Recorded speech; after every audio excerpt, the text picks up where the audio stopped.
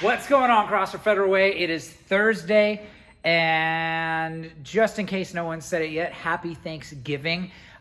Here we are in November of 2020, and we're still doing at-home workouts. So, not for much longer. This is the tail end of week number 2. So as long as Inslee holds true to his word, we've got 2 more weeks of this ahead of ourselves before we are back together and working out in the gym again. So, let's take a look at our workout today. Now, normally Thursdays would be a active recovery / makeup day, something where you're gonna give your body a chance to rest, but we all know what's in store for ourselves today based on the fact that it's Thanksgiving. So, even though we've done 3 days in a row already, even though you're probably sore and feeling a little tired and beat up, let's give it one more good tough workout. Tomorrow on Friday will be more of an active recovery type workout, where it'll still be a good workout, but it's gonna be more about moving and breathing and allowing your body to recover from the work that you've already put in this week. So let's take a look at the board and take a peek at our workout. So our workout today is called Earn Your Pie. No, it is not a benchmark. No, it is not something you're gonna find just searching online.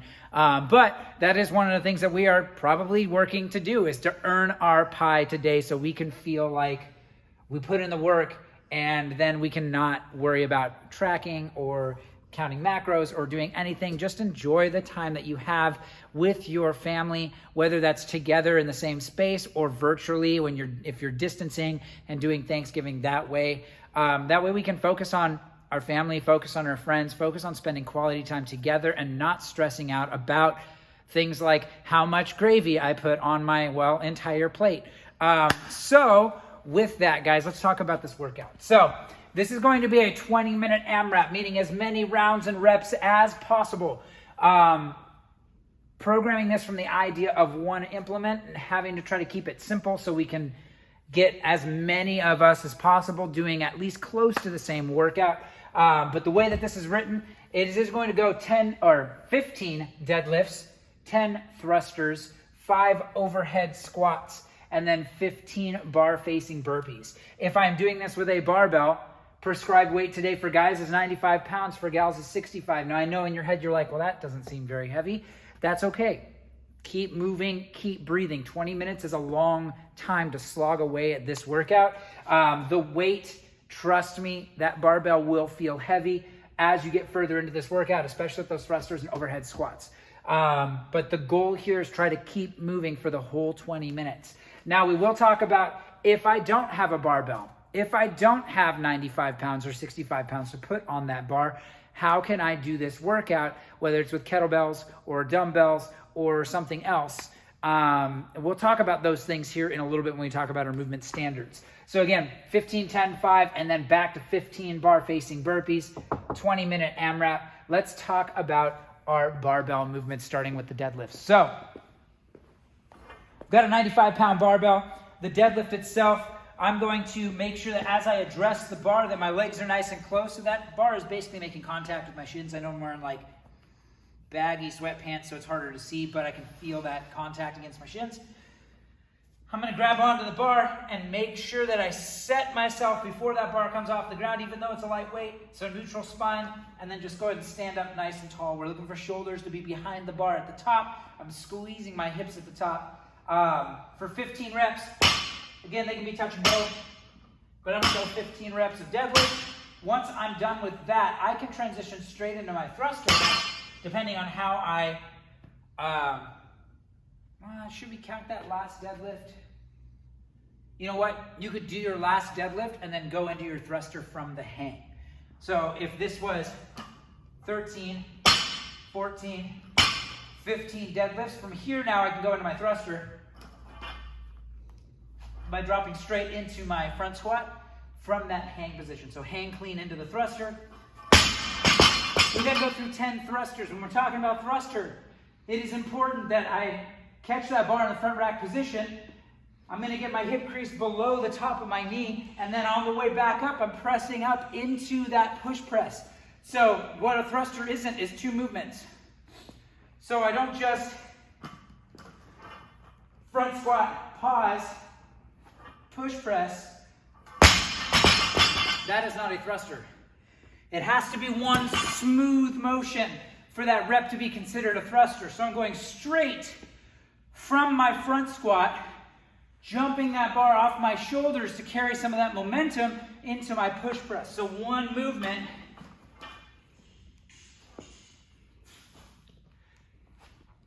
It should not be that there's any pausing or hitching. Now, if you're tired and something happens, it is what it is, but is that a true thruster? Not necessarily. So, from there I'm going to overhead squats, which I would probably recommend dropping your bar, reestablishing that wide grip, and snatching that barbell up over your head.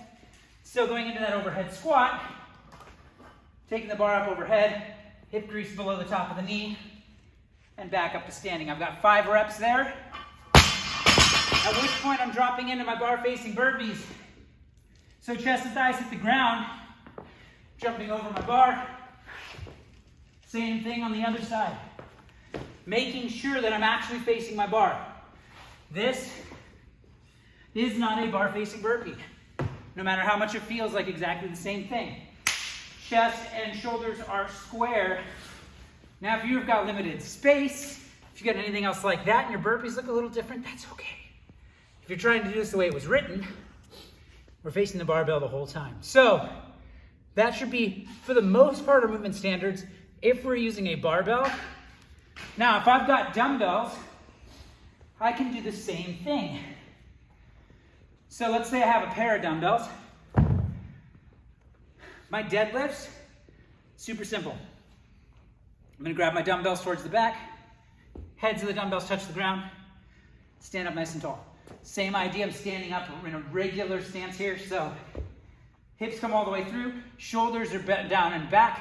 I'm not forward, I'm not almost all the way up, hips are all the way through and I'm standing tall. So, touches the floor, trying my best to keep my back as neutral as possible, having to reach a little lower to the ground with the dumbbells than I would for a barbell. So there may be a little bit of rounding in, say, the upper thoracic or something else like that, so that upper back.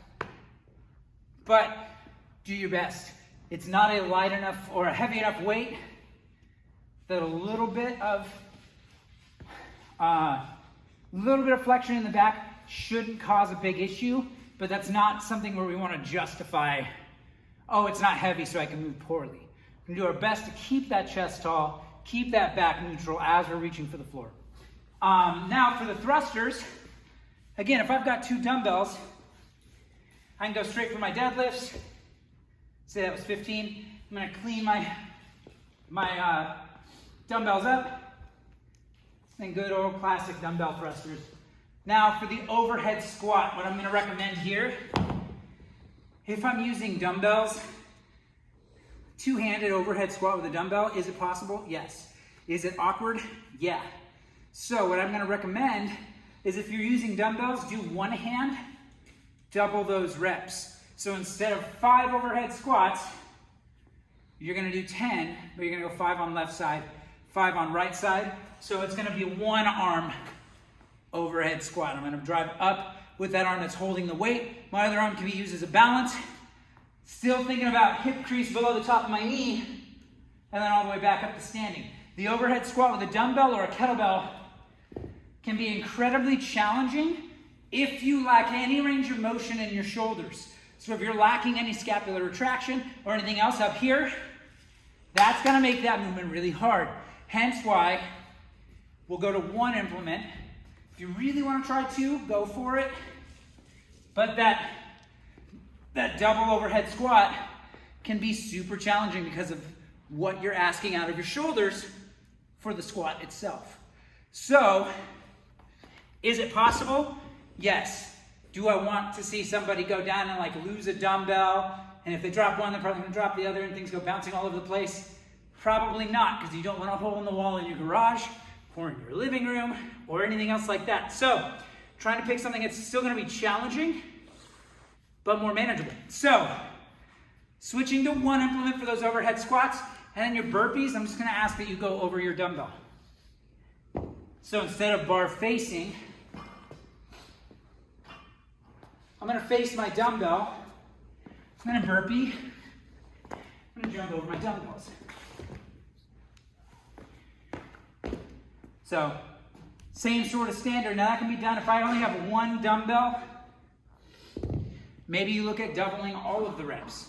Why? Because it's probably gonna be a lighter dumbbell and you wanna target both sides. I say except for the deadlifts. Now if I've only got one dumbbell and I'm trying to do some deadlifts, what I'm gonna recommend, grab onto just the head of the dumbbell. I try to think about this being more of almost like a straight-legged deadlift. The deadlift shouldn't feel heavy anyway. It's there to maintain a heart rate and to be a little bit more annoying. So even if you're thinking, all right, I've got a 35-pound dumbbell and that's it, trust me with the volume of this workout, you won't feel cheated by the lack of load. So hence why the barbell is programmed at a lighter weight anyway. This isn't about a heavy workout. This is about continuing to move. Now, we can do the same thing with a kettlebell. So if I have a kettlebell, I'm gonna follow those reps as close to that as I can. You know what? Do we double the overhead squats or do we just keep it at 5?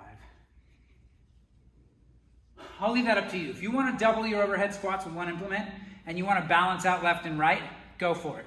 If not, 5 reps total is okay. I'd say let's keep the reps total for one implement anyway. Yeah, because it's more about moving anyhow. So with the deadlifts, still just focusing on 15 reps. If I'm using a kettlebell, I'm going to grab onto the belt. I'm just going to stand up and do my deadlifts that way. For my thrusters, I can do it with one arm. And this is where you can break it up. If I've got 10 thrusters, I can go 5 on my right, 5 on my left. I'm gonna squat and press. Again, keeping that one smooth motion.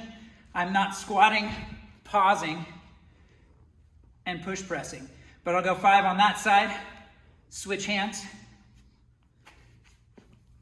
and then 5 on my left. And then the overhead squat, same idea as with the dumbbell. Again, keeping it to 5 reps. You can break it up however you want. Maybe every round you do right side, and then left side on the next round, so on and so forth. But taking that kettlebell up overhead, squatting below parallel, and then standing all the way back up. And then if I'm using a kettlebell, same idea on my burpees. I'm gonna burpee over my kettlebell.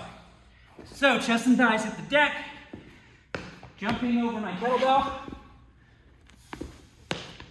for each of those reps. So, hopefully, this covers everything for the most part. It gives us a lot of different options depending on the equipment we have at home. So again, earn your pie. That's the name of the workout. 15 deadlifts if I'm going prescribed. 95 pounds for guys. 65 pounds for the ladies. That weight stays the same across all movements. So 15 deadlifts, 10 thrusters, 5 overhead squats, 15 bar facing burpees. How many rounds can you get in 20 minutes? So it's gonna be a doozy today. Biggest thing on this is focus on your breathing. Find a happy place if you can. So find a good place mentally where you can stay grounded, stay calm, keep focused, keep moving, keep breathing. It's only 20 minutes of your life. And with that, let's get through this workout so we can get to some turkey and some mashed potatoes and some pumpkin pie or sweet potato pie or whatever it is that your family does. Can't wait to hear about all the stories of all the good food and the leftovers. Hope you guys have a fantastic holiday. I know it's a weird year. I know there's a lot of other things going on, a lot of other factors and stressors out there. Try to set that stuff off to the side. And I'm saying this for myself just as much as anybody else. Set that stuff off to the side. Focus on your family. Focus on your friends. Focus on that quality time. Lean into it this time of year. And more than anything, guys, let's have some fun today with the workout. Let's get after it.